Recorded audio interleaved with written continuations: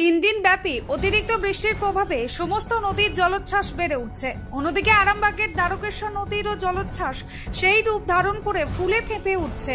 চিন্তায় পড়ে যাচ্ছেন বাঁধে বসবাসকারী স্থানীয় বাসিন্দারা। আবার অন্যদিকে আরামবাগ পৌরসভার পক্ষ থেকে বারবার মাইকিং করে বাঁধে বসবাসকারী মানুষজনদের সতর্ক করছে, কারণ অতিরিক্ত বৃষ্টির প্রভাবে যেভাবে নদীর জলোচ্ছ্বাস বেড়ে উঠছে তাতে করে চিন্তায় পড়ে যাচ্ছে স্থানীয় বাসিন্দারা। দেখুন আরামবাগ পৌরসভার উদ্যোগে মাইকিং প্রচার করে স্থানীয় মানুষদের কি জানাচ্ছেন। এতে দ্বারা দ্বারকেশ্বর নদ তীরবর্তী বাসিন্দাদের জানানো যাইতেছে যে বাঁকুড়ায় অত্যাধিক বৃষ্টির কারণে দ্বারকেশ্বর নদের জলস্তর বৃদ্ধি পাচ্ছে। তাই সকলে সতর্ক থাকুন, প্রশাসনের সতর্ক বার্তার দিকে লক্ষ্য রাখুন। প্রচারে নিউজ আমার বাংলা, বাংলার মানুষের কথা বলে।